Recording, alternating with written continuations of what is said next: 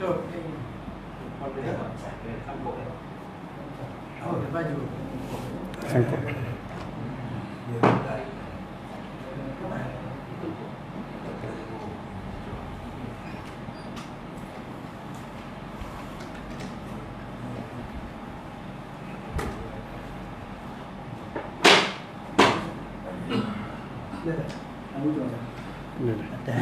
Bawah dia nombor.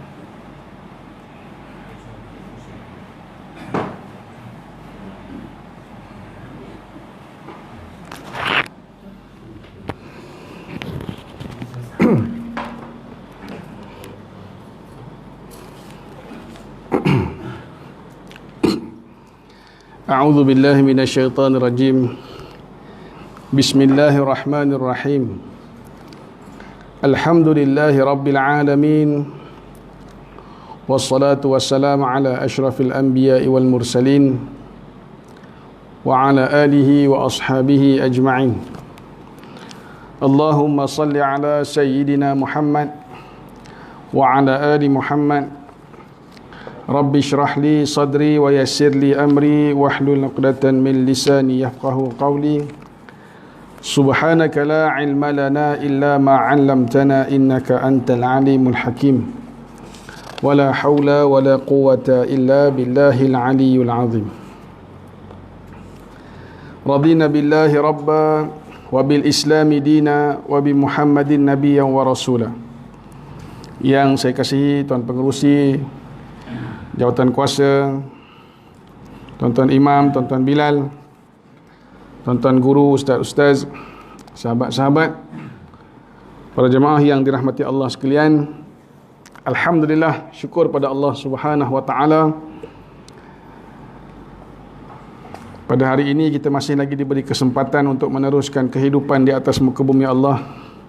Alhamdulillah, pada malam ini kita dapat hadir ke rumah Allah bagi sama-sama berkongsi dan berbincang tentang agama Allah Subhanahu wa taala. Malam ni malam yang ke-3 ya, PKPB.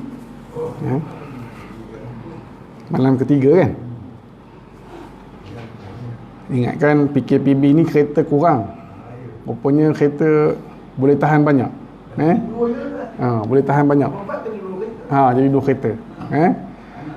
Itulah lumrah dia. Dia macam bulan Ramadan. Bila sampai bulan Ramadan, datang kewajipan berpuasa tu, sepatutnya kuranglah belanja makan kita kan. Belanja makan kuranglah sebab siang tak makan. Kan? Ini kita sekali ganda lagi. Kan, double. Kalau biasa duit makan 300, bulan Ramadan dia jadi 600. Kan? Begitulah seumpamanya. Jadi malam ni kita sambung perbincangan kita bab yang ke-13, iaitu amanat Allah Subhanahu wa taala. Amanat ataupun amanah Allah Subhanahu wa taala. Bila kita sebut amanat ni pesanan lah. Amanat seseorang, pesanan daripada seseorang ataupun sesuatu perkara yang nak disampaikan kepada seseorang, berupa amanah Allah Subhanahu wa taala. Allah Subhanahu wa taala berfirman, inna aradna al-amanata 'ala as-samawati wal ard wal jibali fa abaina an yahmilnaha wa ashfaqna minha wa hamalaha al-insan. Sesungguhnya telah kami berikan amanah ataupun amanat kepada langit, bumi dan gunung-gunung, lalu mereka enggan memikulnya dan takut menerimanya. Kemudian amanat itu dipikul oleh manusia. Sambungannya, innahu kana zaluman jahula. Sesungguhnya kebanyakan manusia itu adalah yang suka melakukan kezaliman dan suka pula membuat perkara-perkara yang tidak patut dikerjakan. Surah Al-Ahzab ayat 72. Dalam surah ini Allah sebut tentang sesuatu amanah ataupun amanat daripada Allah Subhanahu wa taala yang kami berikan, kata Allah, kepada langit dan bumi. Bagi pada langit, bagi pada bumi dan gunung ganang. Lalu mereka enggan memikulnya. Kerana apa? Kerana takut. Takut dengan amanah itu. Takut tak mampu nak pikul amanat itu. Takut menerimanya. Kemudian amanat itu dipikul oleh manusia. Yang sanggup terima hanya manusia. Dalam surah yang lain Allah sebut dalam Al-Quran, A'udzu billahi minasyaitonir rajim, "Lau anzalna hadzal Qur'ana 'ala jabalin la ra'aitahu khashi'an mutasaddian min khasyatillah. Wa tilkal amthanu nadribuha lin-nas la'allahum yatafakkarun." Kata Allah, sekiranya kami turunkan Al-Quran ini ke atas sebuah gunung. Al-Quran ini bagi gunung yang pikul tanggungjawab Al-Quran ini. Nescaya engkau akan melihat gunung itu khusyuk serta terpecah belah. Gunung yang hebat, kita tengok gunung tu. Kalau kita lalu highway, lebuh raya, kita nampak gunung ganang tu. Kata Allah, kalau kami turunkan Al-Quran ini ke atas gunung, maka gunung itu akan terpecah. Dan ingatlah, misal-misal perbandingan ini kami kemukakan kepada umat manusia supaya mereka memikirkannya. Nak ceritakan tentang beratnya amanah. Amanah yang Allah bagi pada kita ni sesuatu perkara yang amat berat. Sehingga kan langit, bumi dan gunung ganang pun tak sanggup nak pikul. Tak sanggup. Walaupun langit, bumi dan gunung ganang itu pada pandangan kasar bentuk fizikalnya memang besar. Nak banding dengan kita, kalau kita tengok gunung, kita kecil je. Manusia kecil je. Kalau orang boleh panjat gunung, dia berdiri atas gunung, kita tengok gunung, kita tak nampak pun manusia tu. Sebab saiznya terlalu kecil. Tapi nak bandingkan, gunung yang besar itu pun tak sanggup nak menerima amanat Allah Subhanahu wa taala. Tetapi manusia bersedia untuk memikul amanah yang amat berat ini. Sekalipun manusia itu serba-serbi memiliki kelemahan dan kekurangan. Bila mana Allah sebut, inni ja'ilun fil ardi khalifah, kata malaikat, qalu ataj'alu fiha man yufsidu fiha wa yasfikud dima aw nahnu nusabbihu wa nusabbihun nuqaddi bisulak. Nak jadikan, adakah kamu ni nak jadikan satu golongan, satu ciptaan yang mereka ni buat kerosakan di atas muka bumi ini? Kata malaikat tanya. Lalu Allah jawab, inni a'lamu ma la ta'lamun. Sesungguhnya aku mengetahui apa yang tidak kamu ketahui. Sebab amanat yang Allah beri ini sesuatu yang cukup sukar untuk dilaksanakan. Sedangkan manusia ini sifat dia bukan sekadar lemah dan kurang, tetapi juga suka berbuat zalim dan suka kepada perkara yang sia-sia yang tidak sepatutnya dilakukan. Kita ni, sifat kita, memang kita suka perkara yang sia-sia. Kadang-kadang lagi kita larang, lagi dibuat. Lagi larang, lagi buat. Waktu ini, anak-anak dah tak sekolah dah. Ada di rumah. Ada di rumah, kadang-kadang kita, mak ayah bising lah. Kamu ni apa yang ayah tak suruh buat, kamu buat. Yang ayah suruh buat, kamu tak buat. Begitu. Sifatnya terbalik.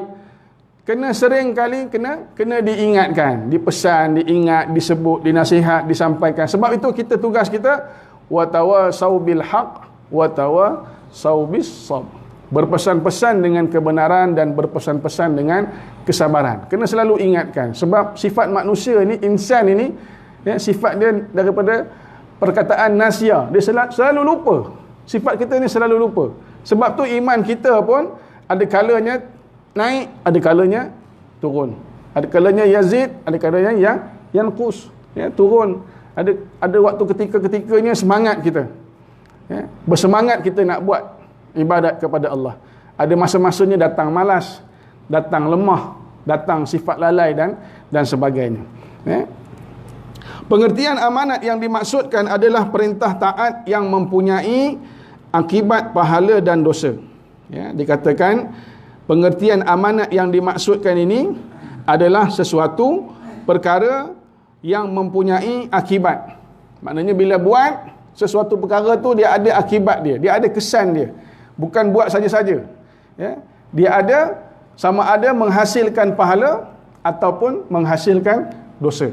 Kalau perbuatan itu sesuatu perkara yang diperintahkan oleh Allah, dia akan menghasilkan pahala dan kebaikan di sisi Allah Subhanahu wa taala.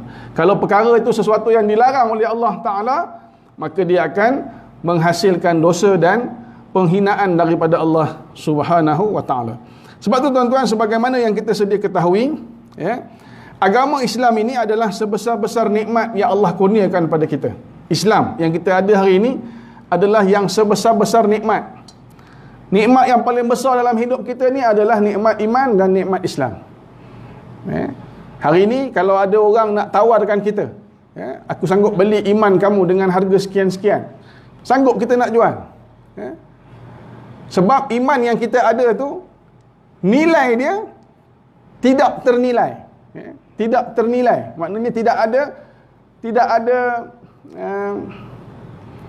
harga yang boleh kita tawarkan untuk iman dan Islam ini. Sesuatu nikmat yang begitu besar berbanding dengan nikmat-nikmat lain.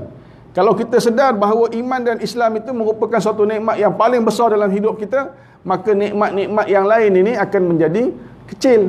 Kita tak heran pun. Kita tak heran nikmat-nikmat lain. Rumah kecil ke, kereta kecil ke, harta tak banyak, mungkin duit tak banyak, pendapatan tak cukup. Itu semua perkara-perkara kecil je berbanding dengan nikmat yang kita ada hari ini. Dan kita antara orang yang Allah pilih untuk pikul Islam. Allah kurniakan kepada kita nikmat Islam dan nikmat iman. Namun menurut Al-Qurtubi diartikan sebagai agama. Amanat ini adalah agama.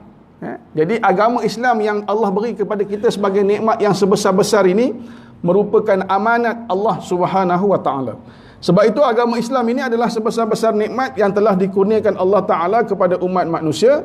Yang pertamanya, tujuan dia untuk kita memanfaatkan iman ini dan Islam ini untuk mengatur kehidupan kita di atas muka bumi Allah Subhanahu wa taala.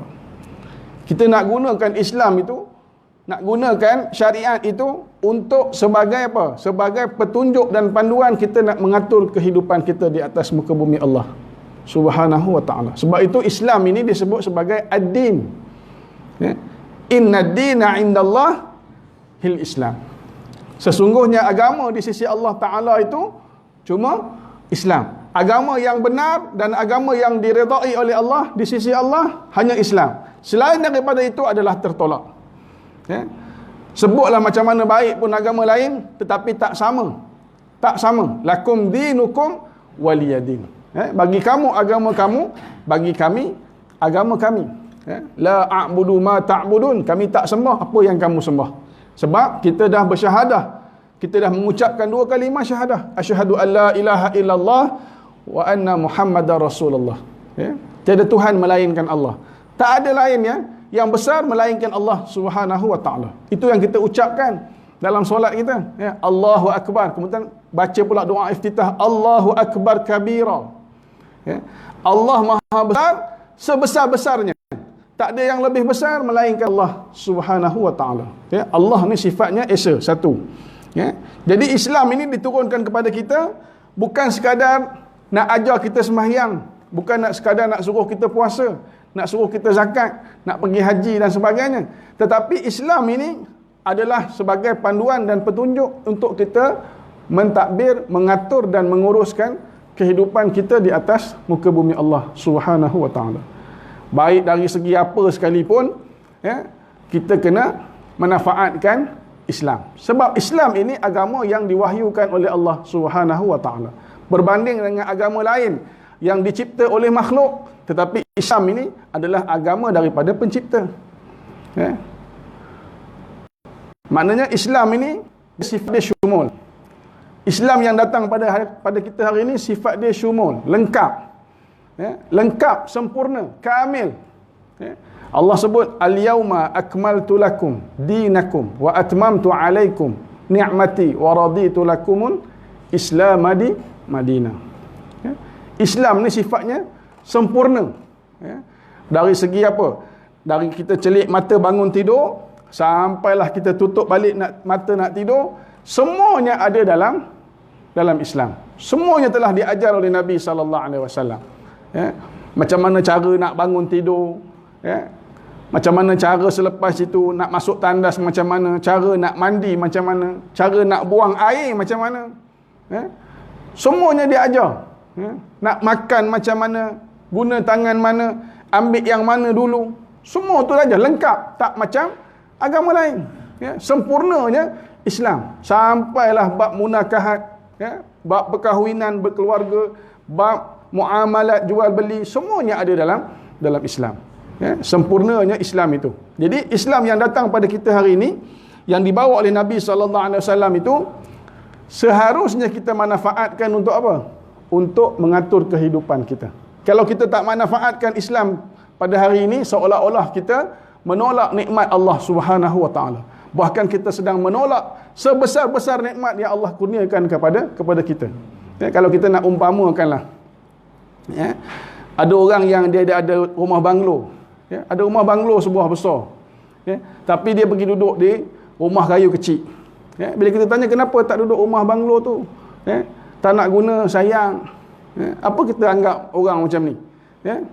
Ya, kita kata apa pada orang macam ni? Ya, saya tak nak duduk rumah tu, sayang, takut nanti rosak. Rumah yang besar tu biar kosong, tak dimanfaatkan. Dia duduk rumah kecil, dia duduk rumah kayu, sayang, ya, tak nak duduk rumah besar tu. Ya, orang macam ni kita fikir apa? Ini betul-betul mungkin tak berapa betul lah. Ya, mungkin tak berapa sihat, tak berapa waras.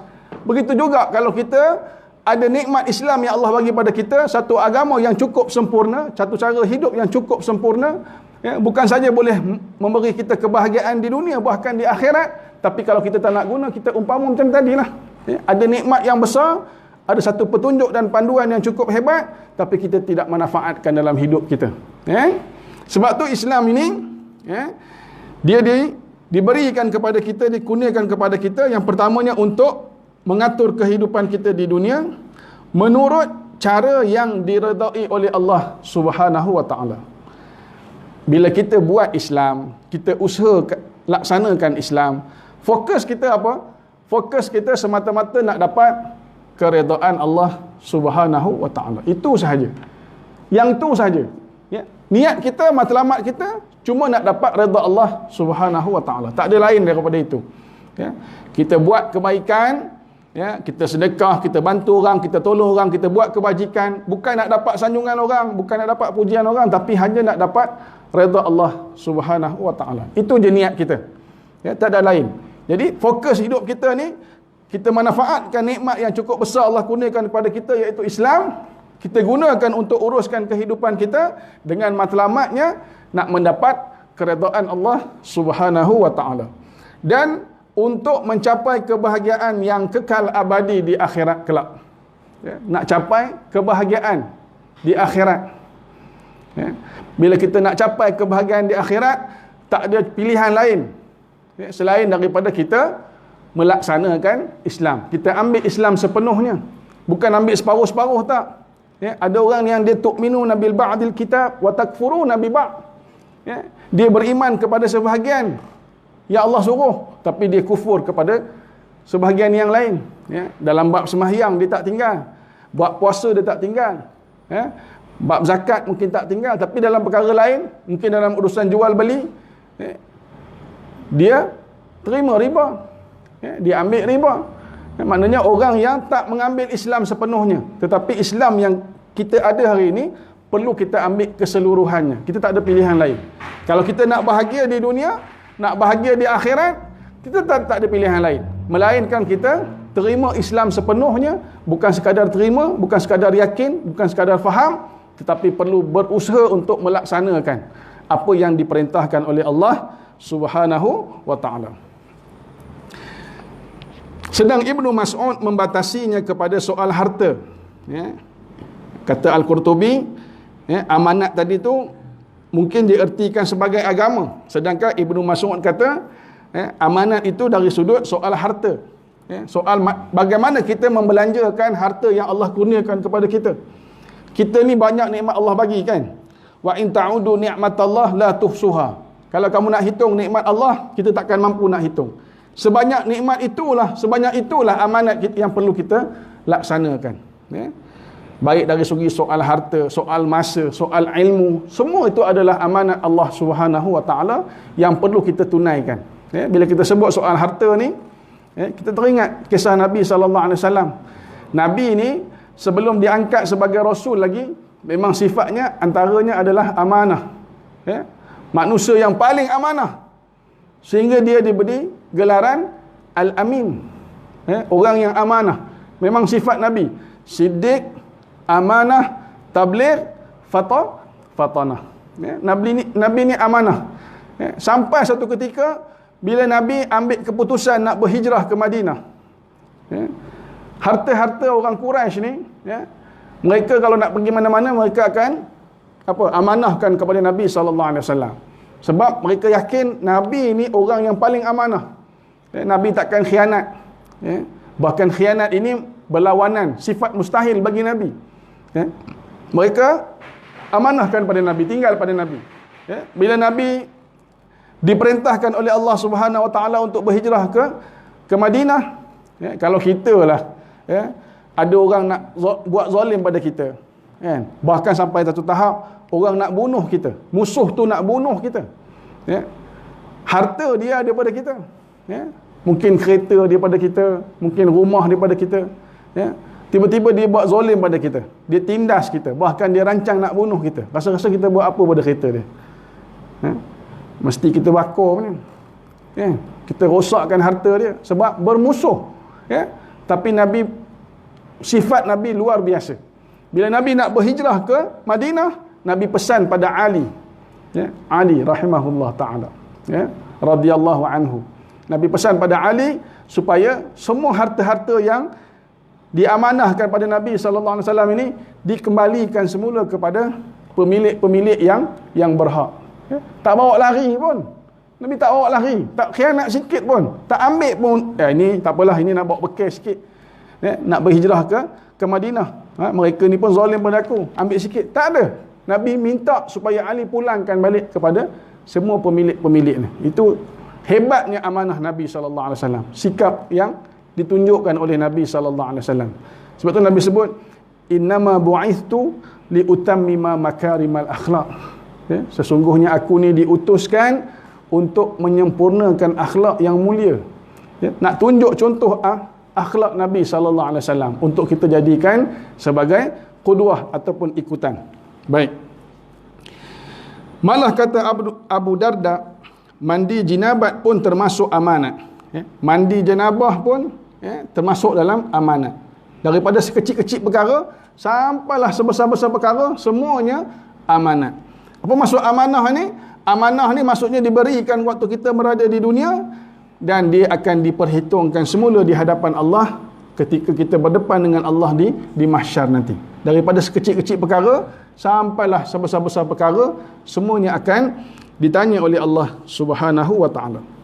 Tapi kata Ibnu Umar, ya, awal mula yang diciptakan Allah bagi manusia adalah farasnya, dan itu merupakan amanat yang mesti digunakan secara benar. Kata Ibnu Umar, antaranya kemaluan, yang itu pun merupakan amanah.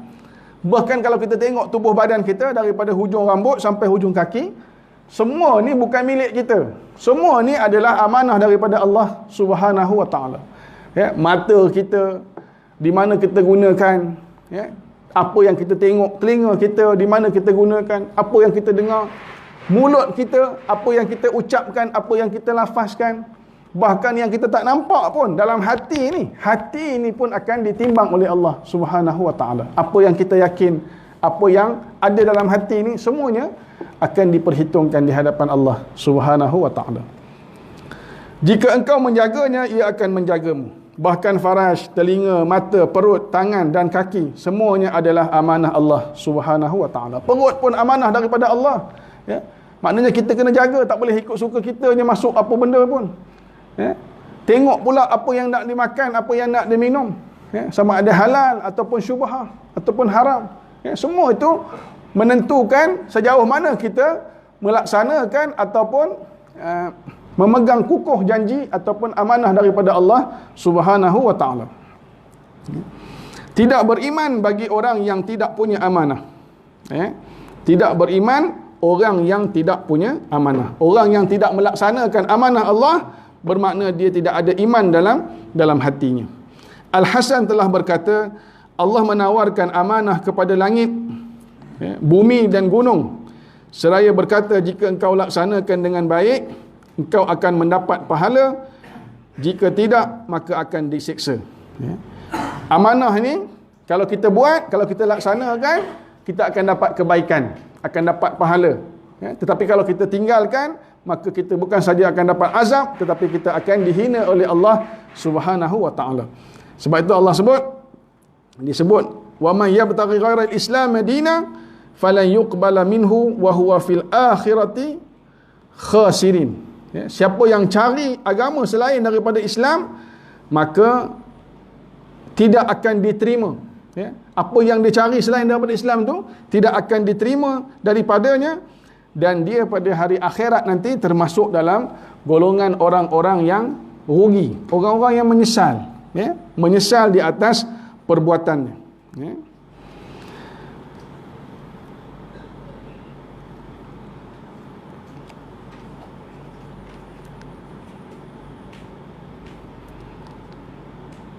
Lalu mereka berkata, kami tidak menyanggupinya. Bila ditawarkan kepada langit, bumi dan gunung, kata mereka, kami tak sanggup.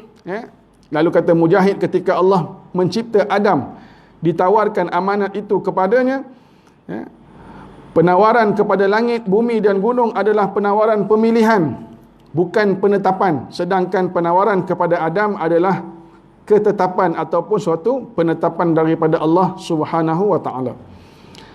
Penawaran dalam ayat tersebut adalah sesuatu yang indah, di mana langit, bumi dan gunung meskipun besar tidak sanggup menerima amanah itu, namun manusia menyanggupinya. Sesungguhnya dia manusia itu zalim dan bodoh. Ibnu Abbas berkata, amanah itu ditawarkan kepada Adam, dikatakan kepadanya, jika engkau taat, engkau akan diampuni, jika derhaka, engkau akan disiksa.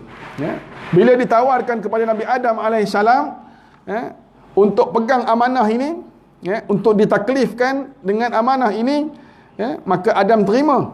Diterima oleh Nabi Adam AS, dan dikatakan kepada dia, jika engkau taat, engkau akan diampuni, dan jika engkau derhaka, engkau akan disiksa oleh Allah Subhanahu wa taala. Lalu jawab Adam, aku menerimanya. Namun dalam jarak kira-kira asar hingga malam hari itu juga, Adam telah melanggarnya. Dia makan buah khuldi. Amanat merupakan manifestasi daripada iman. Sesiapa menjaga amanah Allah, tentu Allah akan menjaga keimanannya. Nak ceritanya, sifat manusia ni kadang-kadang agak gopoh. Kita ni agak gopoh, dan sifat kita ni kadang-kadang agak lalai. Nak ceritakan, katanya, bila Adam terima amanat ini, dalam jarak kira-kira asar hingga malam hari itu juga, Adam telah melanggarnya. Tak lama. Lepas terima tu, tak lama lepas tu, Nabi Adam AS buat sesuatu perkara yang dilarang oleh Allah Subhanahu wa taala. Sifat kita ni lemah. Manusia ni sifatnya lemah. Kita ni memerlukan Allah Subhanahu wa taala. Kerana itu dalam kehidupan kita ni, kita perlukan Allah. Kita perlu meletakkan kebergantungan kita kepada Allah Subhanahu wa taala. Sebab tu Islam ini, selain daripada selamat, maksudnya adalah menyerahkan diri kita kepada Allah Subhanahu wa taala. Serah diri pada Allah, serah bulat-bulat kepada Allah taala. Walaupun kita usaha, kita buat sesuatu, tapi kita perlu bergantung kepada Allah Subhanahu wa taala. Kita selalu kena doa dengan Allah. Sebab itu antara asas-asas rukun iman dan rukun Islam, di antara dasarnya, kalau dalam rukun Islam, bila kita dah bersyahadah asyhadu alla ilaha illallah wa anna muhammadar rasulullah, kita dah bersaksi tiada Tuhan melainkan Allah dan Nabi Muhammad itu pesuruh Allah, kita disuruh diperintahkan untuk solat 5 waktu sehari semalam. Sebab sembahyang ini, solat ini merupakan suatu ikatan antara diri kita dengan Allah Subhanahu wa taala. Orang yang tak sembahyang bererti tidak ada ikatan antara diri dia dengan pencipta. Tak ada. Ya? Sembahyang ini merupakan satu perhubungan kita dengan Allah Ta'ala. Ya? Kita sebut dalam doa iftitah, wajjahtu wajhiya lilladzi fataras samawati wal ard. Ya? Bah kita sebutkan sebelum itu, inna salati wa nusuki wa mahyaya wa mamati lillahi rabbil alamin. Ya? Sembahyang aku, ibadat aku, hidup aku, mati aku, ya, hanya untuk Tuhan yang menguasai alam. Ya. Lillahi rabbil alamin. Tuhan yang menguasai alam ini. Ya. Jadi sembahyang ni kita kena jaga sungguh-sungguh. Ya. Sembahyang ni antara ibadat yang akan menentukan tertegaknya agama dalam diri kita. Orang yang tak sembahyang ni umpama orang yang sombong. Dia tak, seolah-olah dia tidak memerlukan Allah Ta'ala dalam hidup dia. Ya, sebab bila kita sembahyang, kita sedang membuktikan bahawa kita ni hamba, kita ni abdi kepada Allah Subhanahu wa Ta'ala. Kita ni kecil, kita ni lemah, kita ni serba kekurangan. Kita memerlukan Allah Ta'ala. Ya, sebab tu kita ni disuruh minta, ya, wasta'inu bisabri wassalah. Minta dengan Allah. Ya, minta pertolongan dengan Allah dengan jalan sabar dan solat. Ya. Solat ini satu doa.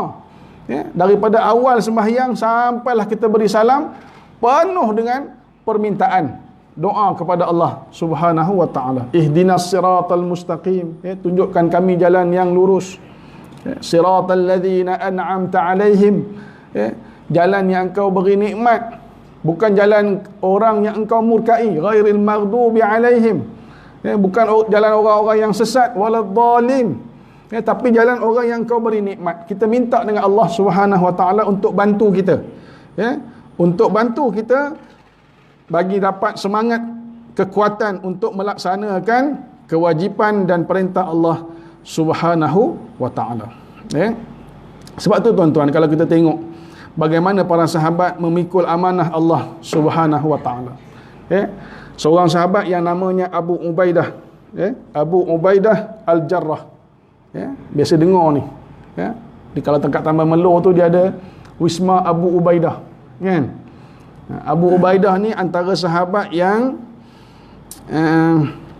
awal masuk Islam. Antara sahabat yang terawal masuk Islam. Bahkan disebut Abu Ubaidah ni dia masuk Islam sehari selepas keislaman Abu Bakar As-Siddiq. Ya, maknanya awal lah. Ya, Abu Bakar ni antara orang yang awal masuk Islam. Ya, dia tak fikir panjang pun. Ya, hari kejap-kejap dia tanya, kejap-kejap itu masuk Islam. Tak tunggu, tak minta tempoh. Nak fikir, tunggu dululah. Ya, kita ni kadang-kadang orang ajak buat baik, nanti dulu lah, nanti fikir dulu. Ya, orang minta derma ke, minta sumbangan ke, ni ada perlukan dana ni, kita nak buat program kebajikan, ya. Tak apalah, nanti balik bincang dengan orang rumah, ya. Kalau dah balik bincang dengan orang rumah tu selalu ni tak ada lah dah, ya. Sebab tu konsep MLM pun, kan, orang yang apa, MLM ni apa, dia panggil apa, marketing level, kan, multi level marketing, ya. Bila dia ajak masuk ahli tu, dia suruh isi kejap-kejap itu juga, kan. Bila dia sembang-sembang cerita, dia bagi borang tu, suruh isi kejap tu juga. Kalau orang tu kata tak apalah, nanti saya ambil dulu borang ni, saya fikir-fikir dulu, bincang-bincang dengan orang rumah, pakat tak ada dah, ya? Tak ada balik dah borang tu, kan. Itu kaedah dia, ya? Abu Bakar ni antara sahabat yang tak minta tempoh. Bila Nabi cerita tentang Islam, ajak masuk Islam, ajak beriman kepada Allah, kejap-kejap itu juga dia mengiyakan. Dia tak minta kata tunggu esok ke, tunggu malam ini ke, pakat lebuh. Abu Ubaidah Al-Jarrah ini, dia masuk Islam sehari selepas Abu Bakar As-Siddiq. Dia ni tergolong dalam sahabat-sahabat yang dijamin oleh Allah Subhanahu wa Ta'ala untuk masuk syurga Allah Subhanahu wa Ta'ala. Kalau kita tengok sifat Abu Ubaidah ni, antaranya, ketika mana dia menyertai perang Badar. Perang Badar. Perang Badar ni perang yang pertama selepas Nabi berhijrah ke Madinah. Perang pertama dengan kaum musyrikin Mekah. Waktu perang Badar ni, Abu Ubaidah ni dia turut serta dalam perang Badar. Abu Ubaidah ni orang dia lembut, ya, tapi dalam masa yang sama bila berdepan dengan musuh, ya, dia antara orang yang digeruni oleh musuh. Orang kalau boleh tak nak jumpa dengan Abu Ubaidah ni, tak nak bertembung dengan Abu Ubaidah ni, ya, kalau boleh nak elak. Ya. Zaman sahabat, zaman Nabi dulu perang, bukan macam kita ni, tembak dari jauh, kan? Tembak dari jauh, nyorok, tembak dari jauh, nyorok. Tak. Zaman Rasulullah perang depan-depan, ya, perang berdepan, masing-masing berdepan satu sama satu, ya. Jadi orang kalau boleh nak elakkan jumpa dengan Abu Ubaidah. Tapi ada seorang lelaki ni, ya, dia sentiasa mencari kesempatan untuk berdepan dengan Abu Ubaidah. Dalam perang Badar tu ada seorang lelaki ni, dia sentiasa nak berdepan dengan Abu Ubaidah, ya. Abu Ubaidah ni kalau boleh elak, dia nak elak, ya. Dia elak, dia lari, dia elak, dia lari. Kalau boleh dia tak nak jumpa dengan lelaki ni, ya, tak nak bertembung dengan lelaki ni, ya. Tapi lelaki ni tetap juga kejar dia, ya. Dia cuba nak elak, dia tak nak lawan, dia cuba nak elak, dia lari, cuba nak elak, dia lari, ya. Tapi lelaki ni tetap tak putus asa, dia sekat juga pergerakan Abu Ubaidah, ya. Sehingga akhirnya bila Abu Ubaidah tak mampu lagi nak elak, ya, dalam keadaan terpaksa, dia terpaksa apa? Terpaksa sahut cabaran untuk berdepan dengan lelaki ni. Akhirnya dia berjaya menewaskan lelaki ni, ya. Akhirnya lelaki ni, musuh ni tersungkur mati, ya. Siapakah lelaki itu? Lelaki itu adalah ayahnya sendiri. Ayahnya sendiri, ya. Yang sedang berdepan dengan dia tu adalah ayahnya sendiri, yang masih lagi belum tidak memeluk agama Islam, ya. Sampai begitulah ujian yang dilalui oleh Abu Ubaidah, ya. Dia nak jaga amanah Islam ini, ya, walaupun terpaksa mengorbankan orang yang paling dia sayang, ayah dia, ya. Antara manusia yang sayang, ya, yang, ya, apa, seorang ayah, ikatan anak dengan ayah ni payah nak ceritalah, ya. Tapi sebabkan amanah yang Allah beri kepada dia ini, amanah Islam ini, dia sanggup mengorbankan ayahnya, ya, sampai tahap macam tu, ya. Kita ni, ya, bukan sekadar nak korban, kadang-kadang, ya, dengan kawan-kawan pun, ya, kadang-kadang kita pegang amanah, tapi kawan-kawan punya pasal tak apalah, kan, tak apalah, kita pejam mata lah kawan-kawan punya pasal, ya. Lemahnya kita dalam melaksanakan amanah. Tapi para sahabat tak, ya. Satu kisah lagi tentang seorang sahabat yang namanya Abdullah bin Mas'ud. Abdullah bin Mas'ud ni pun ada satu kisah tentang pegang amanah. Suatu hari dia ni jaga ataupun menternak binatang, ya. Dia menternak binatang. Satu hari datang seorang lelaki dengan sahabat dia, datang dalam keadaan yang nampak agak letih, ya, bibir kering, dahaga, ya. Datang dekat dengan Abdullah bin Mas'ud, minta dia, dia kata, wahai lelaki, dia kata, boleh tak minta apa, susu, ya, daripada binatang ternakan kamu ni, boleh tak kami nak minta sikit, ya. Kata Abdullah bin Mas'ud, tak boleh, kata, sebab ini amanah aku, ya. Orang amanahkan aku untuk jaga ternakan ni, ya, tak boleh bagi, ya. Tahap begitu amanah Abdullah bin Mas'ud, ya. Tahap-tahap kita ni payah nak buat macam tu, ya, melainkan dengan iman dan Islam.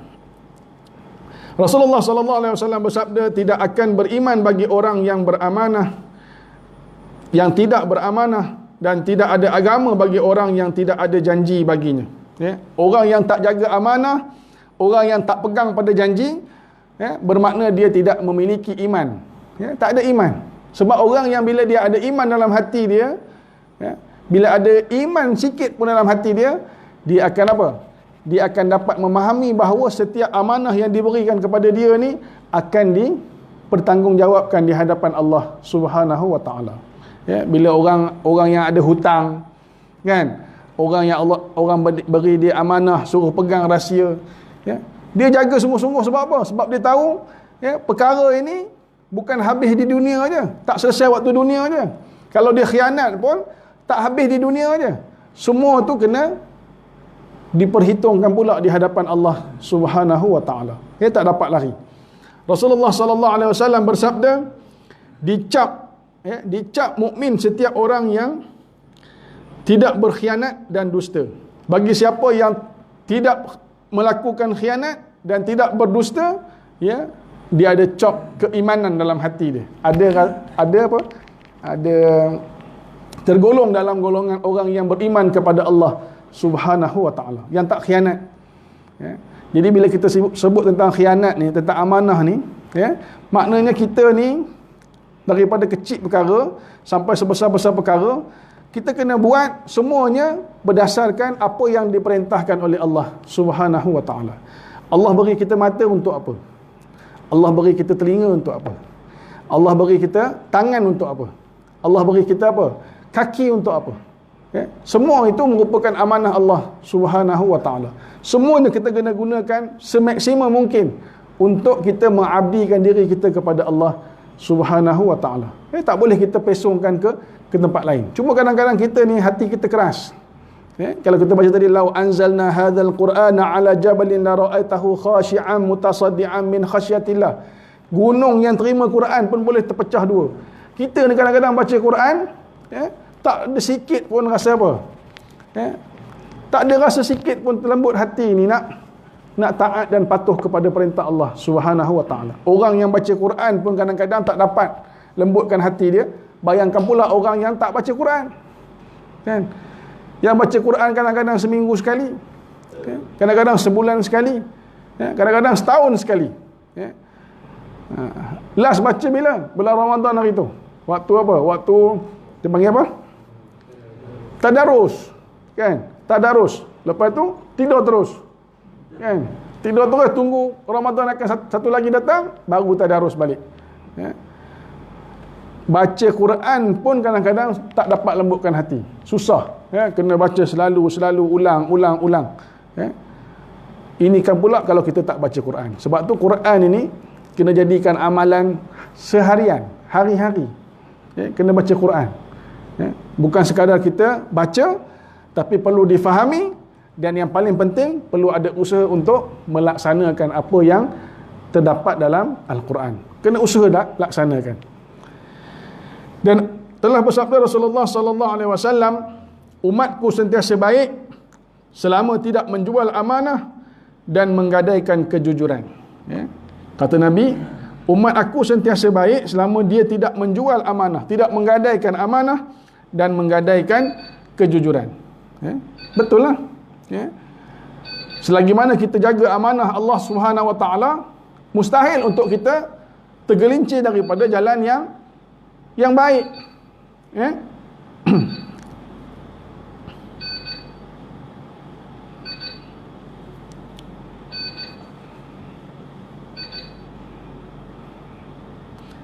Sebab itu kata Allah Subhanahu wa ta'ala, bila kita jaga amanah ini, amanah ni kita pegang dengan Al-Quran, kata Nabi, kalau pegang dengan Quran, pegang dengan sunnah Nabi SAW, takkan sesat selama-lamanya. Taraktu fikum amrayni idza tamassaktum bihima lan tadillu abadan. Kamu takkan sesat selama-lamanya. Selagi mana kita pegang sungguh-sungguh Al-Quran dan sunnah Nabi SAW, pegang sungguh-sungguh laksanakan syariat Islam, yakin sungguh-sungguh dengan agama Allah, gunakan, manfaatkan untuk mengatur kehidupan kita di atas muka bumi Allah, insya-Allah, yakinlah, percayalah bahawa kita sentiasa akan dipandu dan diberi hidayah oleh Allah Subhanahu wa ta'ala. Kita takkan sesat. Di dunia pun kita selamat, akhirat pun selamat. Kalau kita susah sekalipun dari sudut zahir, tetapi insya-Allah Allah bersama-sama dengan kita. Kalau mungkin susah duit, mungkin susah harta, tapi percayalah, yakinlah, Allah sentiasa bersama-sama dengan kita, dan kita telah memiliki sebesar-besar nikmat yang akan kita manfaatkan ke akhirat nanti, insya-Allah. Dan baginda juga bersabda, sampaikanlah amanah pada orang yang mempercayaimu dan jangan mengkhianati orang yang mengkhianatimu. Sampaikan amanah pada orang yang mempercayaimu. Bila orang percaya pada kita, jangan kita khianat pada dia. Bila orang beri kita kepercayaan, kita laksanakan dengan sungguh-sungguh. Bukan untuk dia, bukan sekadar untuk dia, bukan sekadar hablum minan nas, tapi yang lebih penting hablum minallah. Hubungan kita dengan Allah Subhanahu wa ta'ala.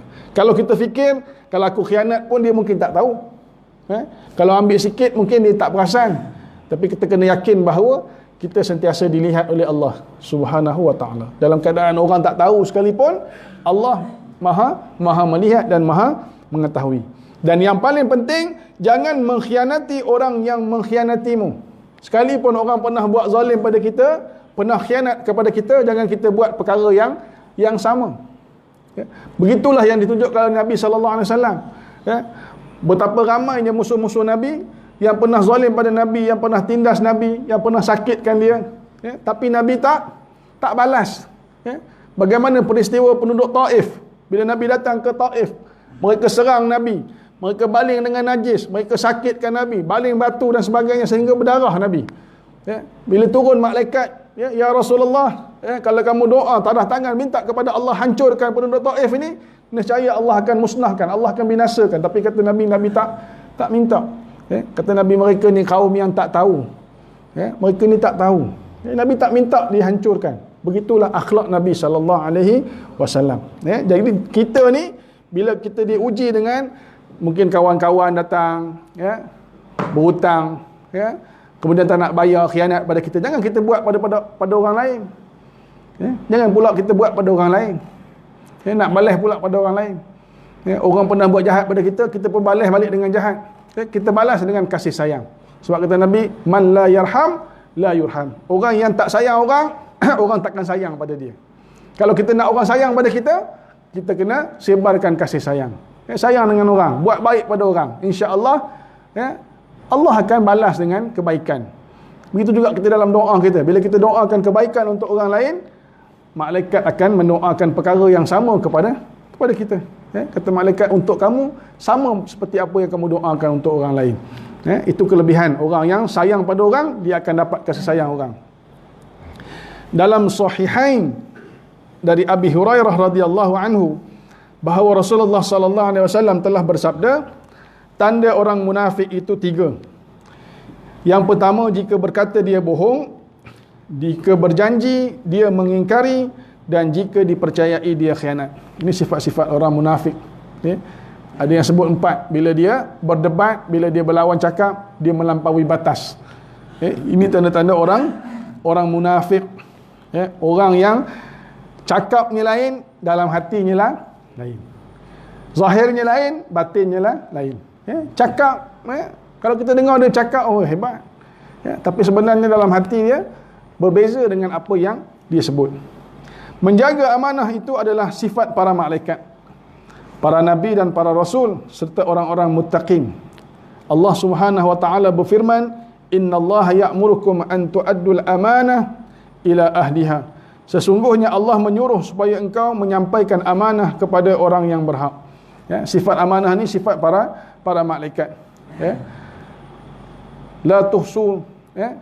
Kata Allah Subhanahu wa taala, malaikat ni sifat dia la ya'sunallaha ma amarahum wa yaf'aluna ma yu'marun. Dia tak pernah khianat, tak pernah maksiat kepada Allah Subhanahu wa taala. Nabi dan rasul ini sifat dia maksum. Allah pelihara daripada perbuatan-perbuatan yang dilarang oleh Allah Subhanahu wa taala. Maksud ayat ini bersifat umum.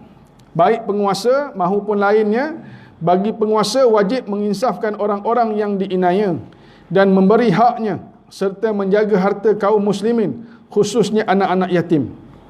Ya. Sifat ni sifat umum. Ya. Ayat ini sifatnya umum. Maknanya bukan khusus pada penguasa ataupun pada pemimpin. Bahkan setiap orang ini dia adalah pemimpin. Ya. Dia ada, setiap orang ni, setiap daripada kita ni tak terlepas daripada amanah. Ya. Bila kita dah ditaklifkan dengan oleh Allah Subhanahu wa taala dengan Islam, dengan syariat, kita ni mukallaf. Kita kena melaksanakan bebanan itu. Bila kita ditaklifkan ini, kita dibebani, kita dipertanggungjawabkan dengan syariat Islam ini, semua kita bertanggungjawab untuk melaksanakan.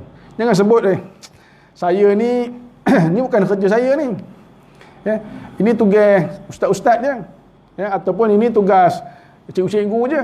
Ya, semua kita ni kena laksanakan. Ya, daripada siapa pun kita, ya, apa pun pekerjaan kita, ya, apa pun latar belakang kita, setiap daripada kita ada kewajipan untuk melaksanakan Islam. Sekurang-kurangnya dalam diri kita sendiri. Ya, paling kurang. Ya, kita mulakan dengan diri sendiri. Kemudian mungkin dengan anak-anak, isteri, keluarga, jiran. Ya, tapi setiap daripada kita, semuanya adalah orang yang dipertanggungjawabkan untuk menegakkan agama Allah Subhanahu wa taala. Balighu anni walau ayah. Sampaikan daripada aku walaupun satu satu ayat. Tak kira siapa pun kamu, ya, tapi kena sampaikan Islam pada orang. Yang itu pun akan ditanya oleh Allah Subhanahu wa taala. Kita sebut sebelum ni kan, kalau kita ada jiran, jiran kita mungkin ya, tengok ke masjid tidak, mungkin kita boleh sangka baik, mungkin dia sembahyang di rumah, tapi bila hari Jumaat pun tak pergi juga. Waktu PKP mungkinlah, sekarang ni 40 orang boleh kan, mungkinlah dia bagi apa, bagi laluan pada orang lain. Sekarang ni 40 orang boleh pengurusi dengan AJK. Ada seorang sahabat ni di AJK di AJK masjid lah. Bila telefon cakap ada kota untuk dia, bagi peluang pada orang lain, dia kata kan. Tak apalah saya sembahyang di rumah je. Bagi peluang pada orang lain. Tapi bila dah waktu habis dah, semua boleh datang masjid, tengok dia tak pergi juga. Apa kita punya peranan untuk sampaikan pesanan ataupun sekurang-kurangnya sedikit peringatan pada dia? Kadang-kadang kita tak mampu. Kita fikir 2 kali, 4 kali, 5 kali, tak apalah, biarlah dia, yang penting aku selamat. Tak boleh, kita kena, setiap daripada kita ni ada tanggungjawab.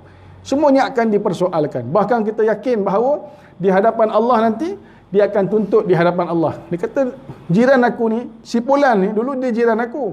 Memang dia pergi mengajar, pergi kuliah, dia pergi dengar majlis ilmu, dia pergi sembahyang jemaah, dia pergi itu buat ini, buat baik. Tapi tak pernah ajak pun. Mana saya nak tahu? Mana saya nak ikut? Di sini mungkin dia tak claim, tapi di hadapan Allah nanti, bila mana masing-masing nak selamatkan diri masing-masing, semuanya akan tuntut di hadapan Allah. Tak pernah ajak pun, tak pernah khabar pun, tak pernah pun dia kata jomlah datang, kita sembahyang jemaah. Tak pernah pun dia kata tak semayang ke, tak pernah pun dia tegur, tak pernah nasihat. Semua itu akan dituntut di hadapan Allah Subhanahu wa taala. Jadi ayat ni bentuk dia umum, maknanya untuk semua sekali. Tak kira siapa pun kita, semua kita ada tanggungjawab untuk menegakkan agama Allah Subhanahu wa taala. Demikian itu adalah amanah. Bagi ulama, wajib mengajar agama kepada orang awam. Ini amanah baginya, dan bagi orang tua wajib mendidik anaknya, sebab itu merupakan amanah baginya. Kalau seorang ulama dia ada ilmu, wajib sampaikan ilmu dia. Orang yang ada ilmu wajib kongsi ilmu dia dengan orang lain. Tak boleh simpan. Kalau apa itu kita ni tak payahlah. Kita ni ada ilmu ke tak ada? Ada. Ikutlah kemampuan masing-masing. Orang yang ada banyak dia kongsi banyak. Orang yang ada sikit ilmu dia kongsi sikit. Orang yang faham satu hadis dia kongsilah hadis tu. Orang yang faham satu ayat Al-Quran, dia kongsilah ayat Al-Quran tu. Kalau dia tahu sembahyang, dia kongsilah cara macam mana nak sembahyang. Macam kita ada harta, kita ada duit, kita punya kemampuan berbeza-beza. Mungkin orang ni ada 10,000, orang ni ada 5,000, orang ni ada 2,000. Kongsilah mengikut kemampuan masing-masing. Bagi ikut kemampuan kita. Tapi apa yang paling penting, perkara itu dikongsi dan disampaikan. Tak boleh simpan untuk diri sendiri. Sebab dia akan ditanya oleh Allah Subhanahu wa taala. Baik harta, baik masa, baik ilmu, semuanya akan ditanya. Kalau kita guna untuk diri sendiri je, harta yang kita dapat, hari ni gaji kita katakan 5,000 sebulan. 5,000 tu takkan kita nak guna untuk kita je. Dalam 5,000 tu ada hak orang lain.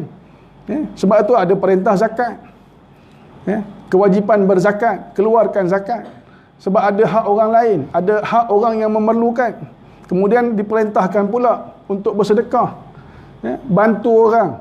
Sebab tu dalam kehidupan kita ni, apa yang kita miliki hari ni, baik dari sudut masa kita, harta kita, ilmu kita, kedudukan kita, ada hak orang lain yang perlu kita tunaikan. Masa kita semua ada 24 jam. Takkan 24 jam tu untuk kita je. Ada untuk masyarakat. Kita pergi kenduri orang kahwin, kita raikan orang, kita bantu orang dalam susah, kita tolong khidmat pada orang. Bukanlah untuk kita buat ibadat kita je. Sebab tu saya dah pernah sebut dah rasanya apa, pepatah Urdu sebut tu kan, ibadat karnesi jannat miltahi, khidmat karnesi Allah miltahi, dia sebut. Kalau sekadar beribadat je, kita akan dapat syurga Allah. Tapi kalau dengan khidmat bakti, dengan sumbangan kita tolong orang, kita bantu orang, kita akan dapat Allah Subhanahu wa taala. Allah bersama-sama dengan kita. Maknanya beza orang yang dia beribadat untuk diri dia je dengan orang yang beribadat dalam masa yang sama dia beri sumbangan dan khidmat bakti pada orang lain, kedudukannya Berbeza. Ya, ibadat ni untuk diri sendiri. Tapi khidmat sumbangan ni bukan sekadar untuk diri sendiri, tapi untuk orang lain juga, dikongsi untuk orang lain, masyarakat dan sebagainya. Kemudian Rasulullah sallallahu alaihi wasallam bersabda, setiap kamu adalah penjaga dan setiap kamu diminta tanggungjawab tentang penjagaannya. Ya? Kullukum ra'in wa kullukum mas'ulun ala ra'iyatin. Setiap kamu ni, setiap kita ni ada tanggungjawab dan setiap kita ni akan dipertanggungjawabkan apa yang kita amanah, apa yang kita terima itu, apa yang kita diamanahkan, kita akan dipertanggungjawabkan. Dalam Zahrul Riyad disebut, pada hari kiamat seorang hamba dihadapkan kepada Allah Subhanahu wa taala. Allah Subhanahu wa taala berkata, apakah engkau menyampaikan amanah kepada si fulan? Hamba itu menjawab, tidak ya Tuhanku. Kemudian Allah memerintahkan malaikat menyeret dan melemparkannya ke neraka Jahannam. Dia melihat amanah dalam Jahannam, maka dia terjun ke situ selama 70 tahun sampai ke tengahnya. Kemudian dia naik membawa amanah. Ketika sampai di atas kakinya terpelecet dan jatuh lagi, lalu naik dan jatuh lagi, sampailah dia mendapat kemurahan Tuhannya berkat syafaat Rasulullah sallallahu alaihi wasallam, sehingga yang mempunyai amanah merelakannya. Ya. Kita ni akan ditanya oleh Allah Subhanahu wa taala, adakah kamu telah menyampaikan amanah kepada si fulan? Ya. Kalau kita ada anak contohnya, ya, sejauh mana kita didik anak kita dengan Islam? Ya. Kalau kita ada isteri, sejauh mana kita nasihat, kita bimbing isteri kita untuk patuh kepada syariat Islam? Okay? Ini cakap, saya dah bagi nasihat dah, dia tak nak dengar. Cukup ke sekadar itu? Kan? Saya dah sampaikan dah. Saya dah bagi tahu dah dia. Ya, jangan buat gitu, jangan buat gini, tapi dia tak nak dengar, biarlah dia. Ya? Apa yang Nabi buat pada kita hari ini, Nabi nak pastikan Islam sampai pada kita hari ini, Nabi berjuang sungguh-sungguh. Ya? Nabi tak pernah putus asa sikit pun. Ya? Kalau Nabi ada sifat macam tu, putus asa dengan rahmat Allah, maka Islam tak sampai pada kita hari ini. Ya? Baru diuji sikit, mengalah lah. Ya? Cukuplah, aku dah usaha dah. Padahal baru sebut sekali. Kan? Baru sebut sekali. Ya? Pergi semayang. Ya? Anak tak bangun semayang juga. Tak apa, lantak kamu lah. Dah suruh semayang dah lah. Takkan begitu mudah kita nak mengalah. Kita akan dipertanyakan oleh Allah tentang amanah dan sejauh mana kesungguhan dan usaha kita, kan, nak melaksanakan Islam.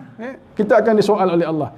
Lalu orang ni kata dia tidak melaksanakan amanah, lalu Allah perintahkan malaikat seret dia, lempar ke neraka Jahannam. Ya? Bila dia terjun ke situ selama 70 tahun baru sampai tengah. Bila dia naik, jatuh balik. Bila naik, jatuh balik. Bila naik, jatuh balik. Sampailah Allah mengampunkan dia. Ya? Dengan syafaat Nabi sallallahu alaihi wasallam, ya? Dan sehingga orang yang sepatutnya diamanahkan, yang dia tak buat itu, yang dia tak tunaikan amanah itu, merelakannya. Dia redha. Ya? Baru dia selamat. Dirawikan dari Salmah, dia berkata, pada satu hari kami duduk di sisi Nabi sallallahu alaihi wasallam.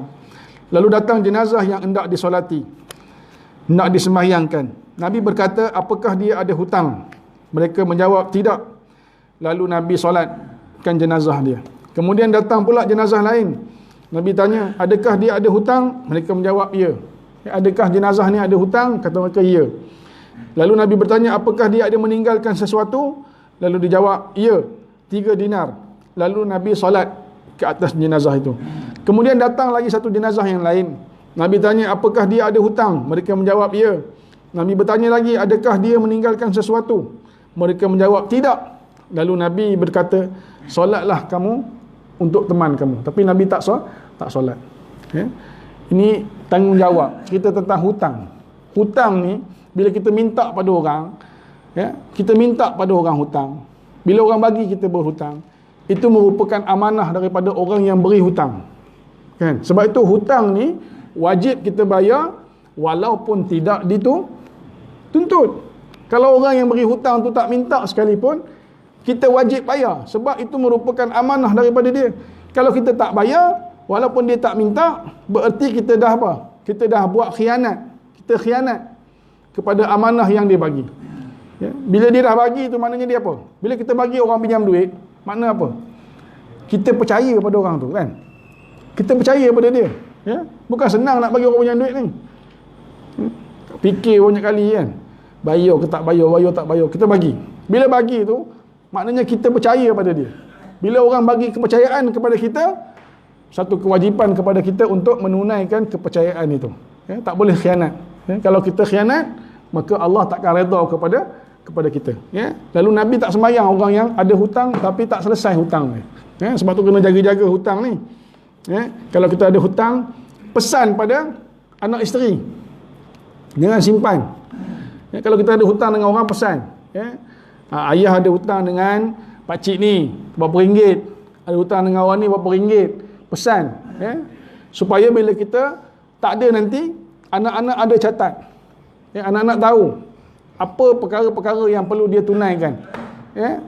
Barulah boleh difaraid hutang-hutang harta-harta kita tu. Selesaikan dulu hutang-hutang tu. Selesaikan amanah-amanah itu. Yang terakhir dari Qatadah,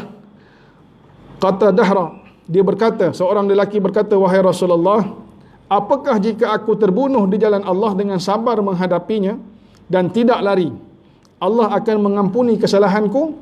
Dia tanya kepada Nabi, ya Rasulullah, kalau aku terbunuh di jalan Allah dengan sabar menghadapinya dan tidak lari, adakah Allah akan mengampuni kesalahan aku? Adakah Allah akan mengampunkan dosa-dosa aku? Kata Nabi, iya. Lelaki itu berpaling, tapi Nabi panggil balik. Bila dia berpaling, Nabi panggil balik. Kata Nabi, Allah mengampuni setiap dosa orang yang mati syahid. Orang yang mati syahid, Allah akan ampunkan dosa dia, kecuali orang yang berhutang. Sebab ada amanah yang belum dia tunaikan. Sekalipun dia mati syahid, tapi ada amanah yang belum dia laksanakan. Allah akan ampunkan semua dosa dia, kecuali orang yang berhutang, dia wajib selesaikan hutang dia. Sebab itu kita hari ini, kalau kita ada hutang dengan orang lain, kita hutang ni bukan dari segi duit je. Hutang dari segi, mungkin dari segi masa. Bila kita janji dengan orang, pukul berapa? Kita jumpa esok, pukul 3. Kawan tu datanglah pukul 3 sampai. 3:30, telefon. Kat mana? On the way. Itu ayat biasa lah, on the way. Kat mana? Pukul 4 dah. Kat mana? On the way. Sikit lagi. 10 minit. Kat mana? Sikit lagi sampai 5 minit. Waktu tu, sejam tu, dia tunggu, kita hutang masa dengan dia. Kalau kita tak minta maaf dengan dia, tak selesaikan dengan dia, itu kira tak selesailah hutang tu. Kita dah janji dengan dia pukul 3, kita datang pukul 4:30. Itu kira hutang. Ataupun mungkin kita pernah hutang apa? Kita pernah sakitkan hati dia. Hutang perasaan. Kan? Kita pernah kata dia, pernah kutuk dia. Itu pun kira hutang. Kena selesaikan. Kena jumpa dia, minta maaf. Dosa kita dengan Allah Ta'ala, kita boleh minta ampun dengan Allah. Tapi dosa kita dengan sama manusia, baik kita tindas orang, zalim orang, hutang orang, kita selain daripada kita minta ampun dengan Allah, kita kena selesaikan dengan orang yang terlibat. Tak boleh, ya Allah, minta halalkanlah hutang dengan si fulan 300. Tak cukup, kita kena jumpa dengan dia. Kalau dia kata halal, baru halal. Kalau dia minta bayar, kena bayar. Sebab itu tanggungjawab kita, amanah kita. Jadi mudah-mudahan tuan-tuan, dengan sedikit perkongsian dan perbincangan ini dapat memahamkan kita bahawa kehidupan kita ini sebenarnya merupakan suatu amanah. Bila kita dah ucap syahadah, kita tak bebas dah. Kita tak bebas nak buat apa perkara pun ikut suka kita. Kita kena taat kepada peraturan dan perintah yang telah ditetapkan oleh Allah Subhanahu wa taala. Tak boleh ikut hawa nafsu dah. Sebab kita dah bersyahadah tiada Tuhan melainkan Allah dan Nabi Muhammad itu pesuruh Allah, maka kita kena ikut apa yang Nabi bawa. Apa yang disampaikan oleh Nabi melalui wahyu yang disampaikan oleh Allah melalui malaikat Jibril alaihi salam. Kita kena buatlah. Maknanya kehidupan kita ni merupakan amanah Allah. Tak boleh ikut suka kita. Semuanya kena ikut apa yang telah ditetapkan oleh Allah Subhanahu wa taala. Dan jalan yang paling selamat adalah berpegang dengan Al-Quran dan sunnah Nabi sallallahu alaihi wasallam sebagai panduan dalam kehidupan kita, agar kita tidak tersesat, tidak tergelincir daripada landasan keredaan Allah Subhanahu wa taala, insya-Allah. Aqul qauli hadza wa astaghfirullah. Assalamualaikum warahmatullahi wabarakatuh. A'udzu billahi minasyaitonir rajim. Bismillahirrahmanirrahim. Alhamdulillahi rabbil alamin wassalatu wassalamu ala asyrafil anbiya'i wal mursalin wa ala alihi wa ashabihi ajma'in. Allahumma ja'al ni'matana daima wa dawlatana qa'ima wa la tusallin alaina zalima. Allahumma arham li sahibi hadzal majlis wal hadirin wa a'ti barakati lima li sahibi hadzal majlis wal hadirin ya Allah ya Rahman ya Rahim.